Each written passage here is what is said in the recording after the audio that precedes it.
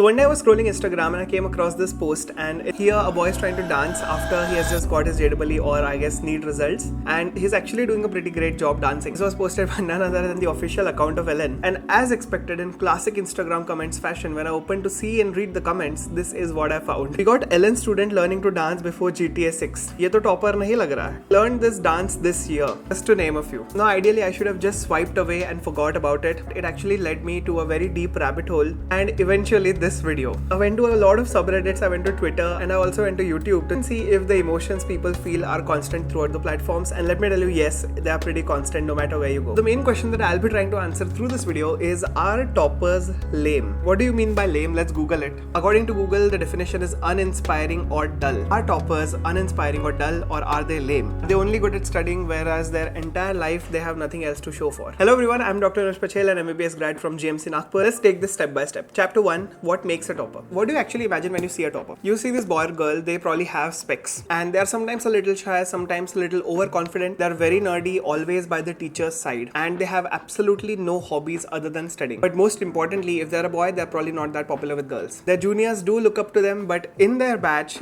nobody likes them. Or in short words, if we say Sharma ji ka beta is the probable definition. Now to all the Sharmas watching this video, I apologize, you might be wonderful, but this is just a saying that we use. No offense to any Sharmas. Ya Sharma ji ki beti for that matter. Which brings me to my chapter 2. What does it actually take to crack one of these competitive exams? And I personally believe it to be a combination of three things: mental, physical, and emotional sacrifice. So a topper whose main schedule was to study all day, every day, without giving a second thought to anything else, is definitely going to be bad in other social skills. But here's the catch. According to the research which I did talking to several toppers and gathering data online, I found out that the toppers actually had more interests and more hobbies than a regular old individual. Now you would say, how is that even possible? They are just studying all the time. So रुको मैं समझाता हूँ. The idea is that the people who are going to top the exams are going to actually give up every single hobby they have got for the 2 years of their preparation, and then they're going to come out victorious. And though there are many reasons for people to not be successful in a competitive exams, one of them is not being focused towards your studies. I'll take the most basic example of myself.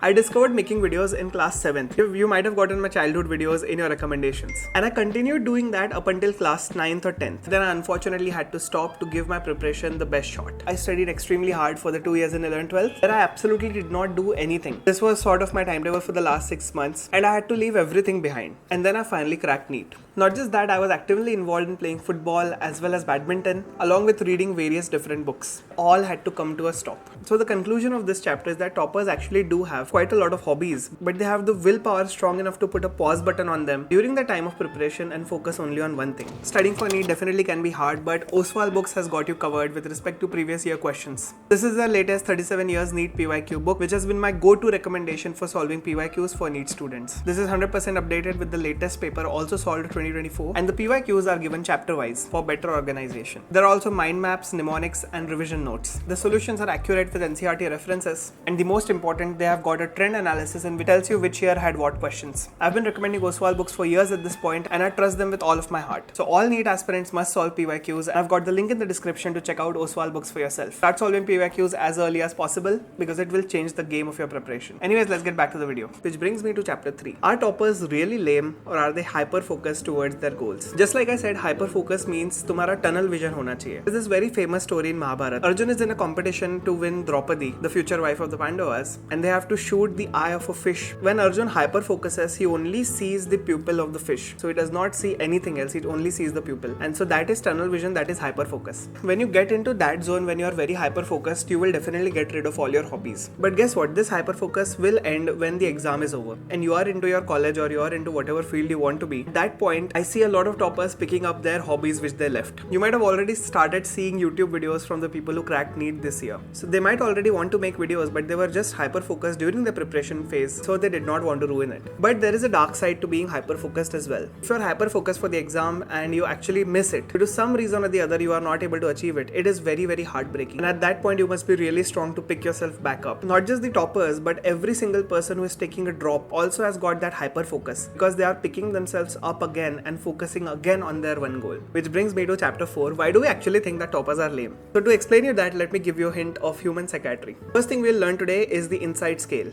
Insight means the ability to know your own thoughts and to rationalize the experiences you are having in the outer world. For example, I was riding a bike and I fell down. So my insight will be to find out the reason why I fell down and what are the lessons I have to take from that. Similarly, for every action that we take in our lives, there has to be insight. And we all fall into one of these 5 grades of insight. So grade 1 is complete denial. That means if your paper has not gone well, you'll just come out and say, Mera paper acha gaya hai. You would just deny it so that your brain is protected. So that's the level of insight. You are thinking that, okay, it's gone good. Second is slight awareness. You are slightly aware of what you're doing, but the other part of your brain is forcing you to stay in a delusion that paper acha gaya hai. Grade 3 of the insight is very special. That is awareness but blaming on others. My exam did not go well because the room was too hot. My pen stopped working. Oh, I had diarrhea in the morning, that's why I could not focus. All of these excuses that we make fall under grade 3. And I think blaming toppers is one of the excuses that we use. Maybe he topped the exam because his parents are rich. Maybe he topped the exam because of some XYZ reason. Grade 4 of the insight is intellectual insight. That means you know that you have done something bad, like your NEET paper was not that good, but you will do nothing to improve it. And grade 5 is complete true insight,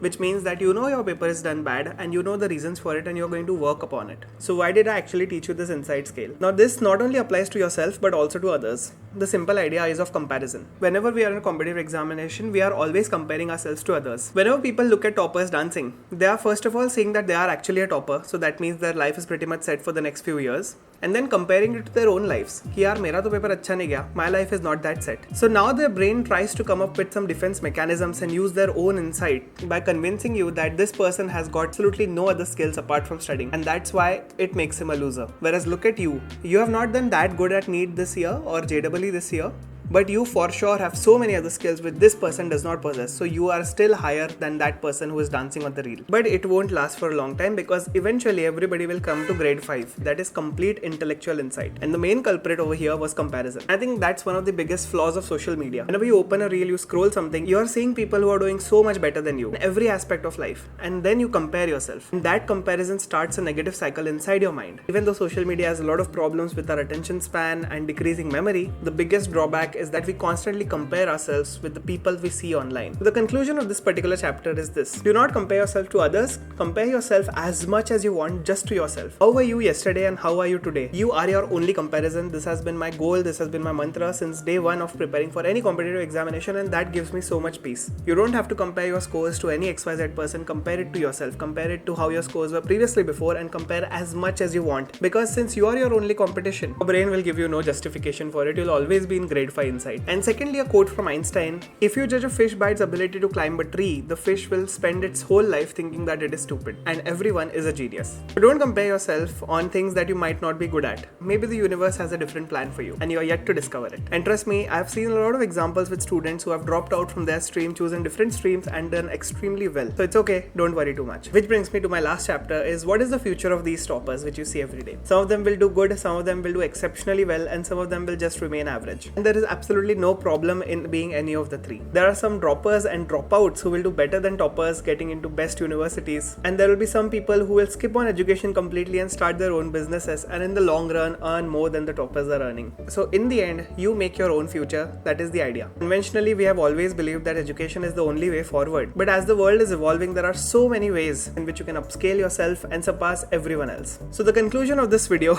are toppers lame? Well, the answer is it should not matter. Do not compare yourselves to people that you see online. Compare yourself with only yourself, and that's the only way to move forward. Anyways, thank you so much for watching. If you like this video, please make sure to thumbs up and also sub the channel. It would mean a lot to me, and I'll see you in the next one. Bye.